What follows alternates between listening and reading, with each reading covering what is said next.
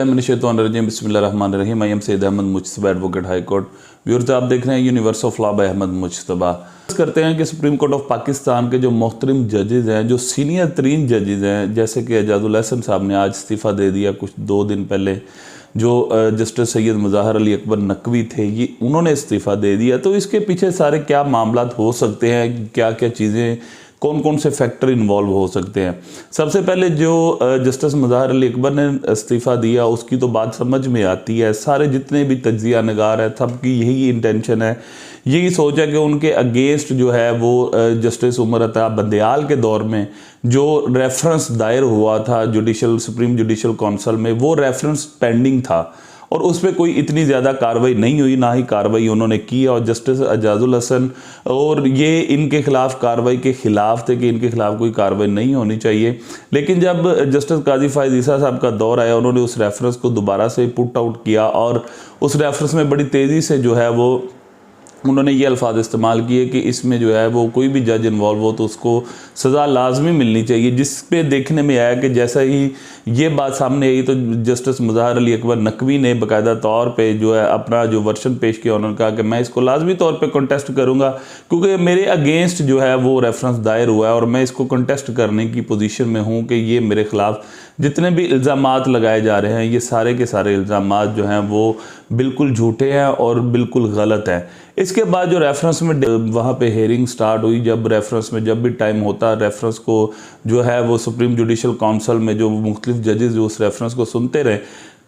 जैसे जैसे जो है वो मामला बिगड़ते गए तो जस्टिस मुज़ाहर अली अकबर नकवी ने यही देखा कि उनको रिज़ाइन कर देना चाहिए। लिहाजा उन्होंने अपना रिज़ाइन जो है, अपना रेजिग्नेशन लेटर जो है वो सदर पाकिस्तान को भिजवा दिया और सदर पाकिस्तान ने जो है उस रेजिग्नेशन को एक्सेप्ट कर लिया। अब आते हैं दूसरी तरफ के आज जस्टिस एजाजुल एहसन जो कि सीनियरिटी में तीसरे सीनियर जज हैं, जो कि बाकायदा तौर पे अक्टूबर 2024 में चीफ जस्टिस ऑफ पाकिस्तान के ओहदे पे आने लगे थे और उनको बाकायदा तौर पे बहुत ही धीमा मिजाज और बहुत ही अच्छे जजों में तस्वर किया जाता था। तो उनकी जो बाकायदा उन्होंने जो सुप्रीम कोर्ट ऑफ पाकिस्तान की सीट से जो है वो रिज़ाइन कर दिया, उसके पीछे कौन कौन से मुहर्रिकात हो सकते हैं। क्योंकि justice Ejazul Ehsan Panama case में बाकायदा तौर पे बहुत ज़्यादा एक्टिव थे और पनामा केस में जिसमें जो नवाज शरीफ को सज़ा सुनाई गई, जस्टिस एजाजुल एहसन उस बेंच का हिस्सा थे। उमर अता बंदयाल के बहुत करीब थे और पनामा केस में जो है वो इनकी निगरानी में जो है, इनकी सरबराही में जो है वो बेंच सुना गया और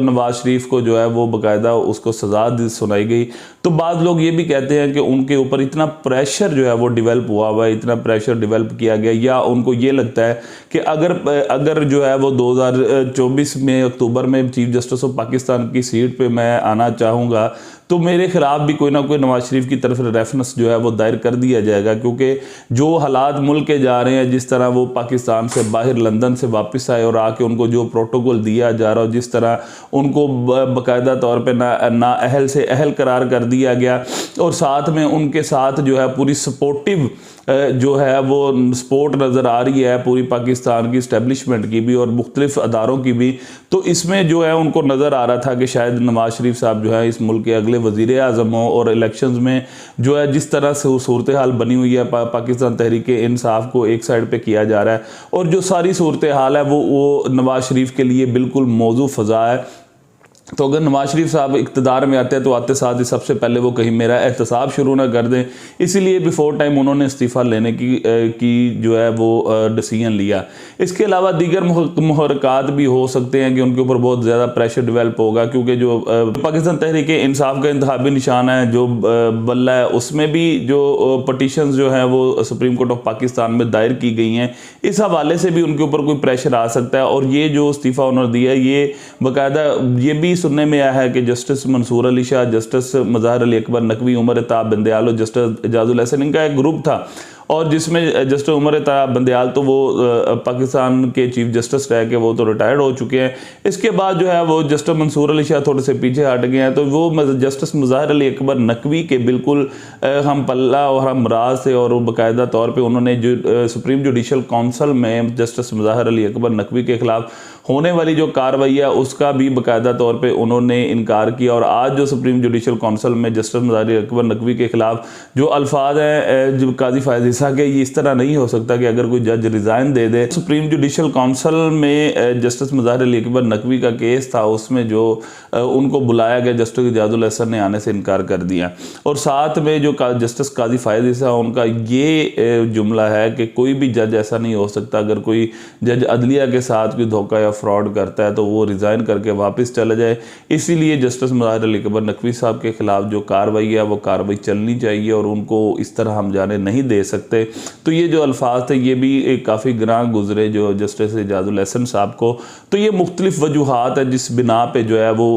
जस्टिस इजाजुल अहसन साहब जो है उन्होंने इस्तीफ़ा दिया। अब जिस तरह माहौल है पूरे पाकिस्तान का, इलेक्शन का दौर चल रहा है, जो इलेक्शन से बहुत करीब है, मुख्तलिफ किस्म की जो अग्रीव्ड पार्टीज़ हैं वो पटिशन फाइल्स कर रही हैं सुप्रीम कोर्ट ऑफ पाकिस्तान की तरफ, जिसमें हर जज की अपनी राय। इजाजुल अहसन साहब लोगों के नज़दीक यही है कि वो PTI के बारे में बहुत नरम गोशा रखते हैं और बाकायदा तौर पर जो PTI के साथ हो रहा है तो ये भी चीज़ें उनको नागवार गुजरती रही हैं, जिसकी वजह से उनको अब शायद ये खदशा हो, शायद ये डर हो कि ये जो फ़िज़ा और ये जो हवा है ये मेरे लिए बहुत ज़्यादा नुकसानदेह साबित हो रही है या हो सकती है, और कल को मुझे भी किसी ना किसी एहतसाब का सामना करना पड़ सकता है, लिहाजा मुझे बिफोर टाइम जो है वो इस्तीफ़ा दे देना चाहिए। तो ये चीज़ें जो है वो मुल्की मामलात में, मुल्की हालात के बहुत ही ज़्यादा बरअक्स जो है वो नज़र आ रही हैं। बाज़ लोगों का ये भी कहना है कि जो नवाज शरीफ साहब को पाकिस्तान में लाया गया, हो सकता है कि इसमें जो शराइत तय हुई उनमें जस्टिस इजाजुल अहसन साहब का इस्तीफ़ा भी शामिल हो।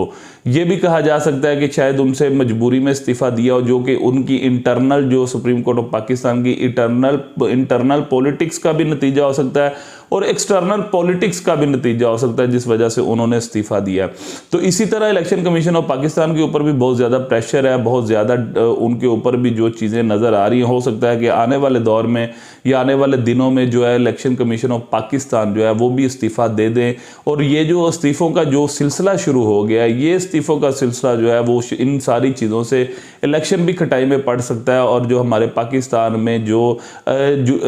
जुडिशरी का निज़ाम है, जो अदल का निज़ाम है, वो डिस्टर्ब होता नज़र आ रहा है। अक्टूबर में चीफ जस्टिस ऑफ पाकिस्तान बनने जा रहा है और उसका इस तरह का कदम उठाना जो है वो लोगों के लिए काफ़ी ज़्यादा हैरानगी और परेशानी का बायस बन रहा है कि लोगों के दरमियान ये चहमगोइयाँ हों, लोगों के दरमियान ये सोच डिवेल्प हो कि जिस तरह इन्होंने इस्तीफ़ा दिया है लाजमी तौर पे इनके ऊपर भी कोई ना कोई प्रेशर